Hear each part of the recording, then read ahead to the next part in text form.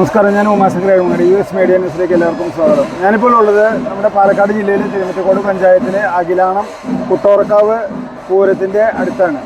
ഇവിടെ പൊരിക്കച്ചവടവുമായി എത്തിയിട്ടുള്ളത് നമ്മുടെ തിരുമറ്റക്കോട് പഞ്ചായത്തിൽ തന്നെ ഇറുമ്പശ്ശേരിയിൽ സ്വദേശി മൊയ്തീൻകുട്ടി എന്ന് പറഞ്ഞിട്ടുള്ള വ്യക്തിയാണ്. നമുക്കറിയാം, ഈ ഉത്സവ സ്ഥലങ്ങളിൽ, അതായത് ഇപ്പോൾ പൂരാണെങ്കിലും നേർച്ചയാണെങ്കിലും അല്ലെങ്കിൽ അതുപോലെയുള്ള ഏത് തരത്തിലുള്ള ഉത്സവങ്ങളോ ആഘോഷങ്ങളാണെങ്കിലും അവിടെ നമുക്ക് ആവശ്യമായിട്ടുള്ള വ്യത്യസ്ത തരത്തിലുള്ള പൊരി, 6 നമ്പർ, അതേമാതിരി നെയ്ത്തപ്പഴം, അലുവ, അതൊക്കെ നമുക്ക് എല്ലാവർക്കും, അതേമാതിരി ഈ മുറുക്ക്, അതൊക്കെ വളരെ പ്രിയപ്പെട്ടതാണ്. നമുക്ക് കടകളിൽ എത്ര കിട്ടാനുണ്ടെങ്കിലും ഇതൊരു പ്രിയപ്പെട്ട സാധനമാണ്.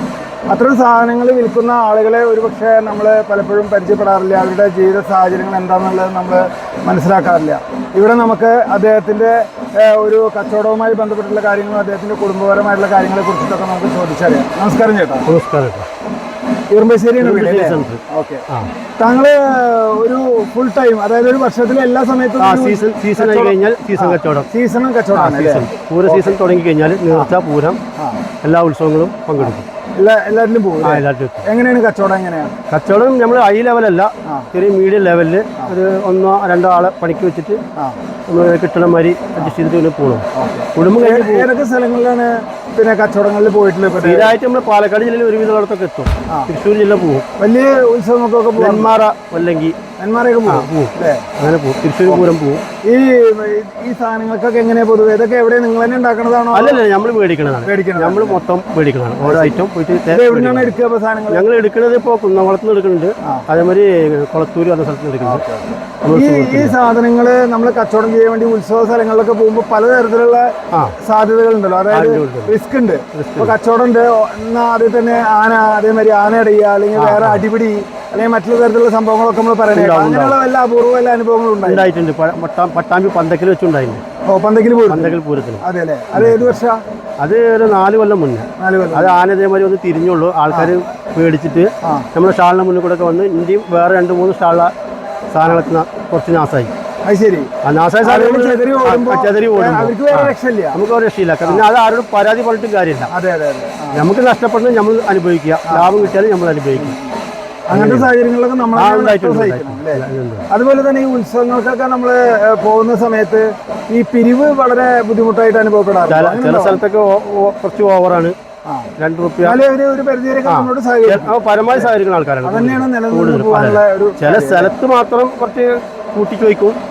കഴിവിനനുസരിച്ച് നമ്മൾ സംസാരിക്കും. പിന്നെ സംസാരിച്ച് അവരെ അഡ്ജസ്റ്റ് ചെയ്ത് പോകണ മാതിരിയാണെങ്കിൽ നമ്മൾ കൊടുക്കും. പരസ്പരം ഒരു നമ്മൾ ധാരണയിൽ കൊടുക്കും. പള്ളിയായാലും പിന്നെ അമ്പലമായാലും നമ്മൾ ഒരു കൈനോട്ടം രാവിലെ ചെന്നിട്ട് നമ്മൾ തൊഴാൻ പോകണത്ത് നമ്മൾ കൊണ്ടുപോയിട്ട് അവരെ കൈനോട്ടം കൊടുക്കും. എന്നിട്ട് വന്നിട്ട് നമ്മൾ കച്ചവടം സ്റ്റാർട്ട് ചെയ്യും. നമ്മളെ പള്ളിയാണെങ്കിലും അമ്പലം അത് നമ്മൾ രാവിലെ സ്റ്റാർട്ട് ചെയ്യുമ്പോൾ ചെയ്യും.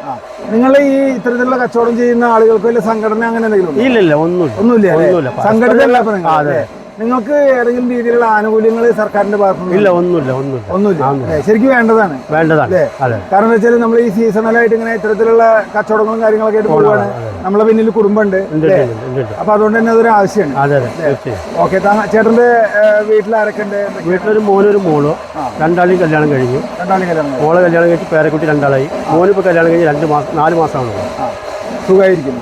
ഭാര്യയും സുഖം, എല്ലാവരും സുഖമായിരിക്കും. എന്തായാലും നമുക്കൊരു കുടുംബം കഴിയാനുള്ള വരുമാനം കിട്ടും. അല്ലാതെ അമിതമായിട്ടൊന്നും പ്രതീക്ഷിക്കാൻ പറ്റില്ല. ചില സമയങ്ങളിൽ കച്ചവടം തന്നെ ഉണ്ടാവില്ല. അപ്പോഴും നമ്മൾ ഈ ജോലിക്കാരെ പിരിച്ചു വിടണ്ടേ, അവർക്ക് എന്തായാലും നമ്മൾ കൈ നിർത്തി കൊടുക്കും. കിട്ടുന്നതിനനുസരിച്ചുള്ള ലെവലിൽ പോകുക.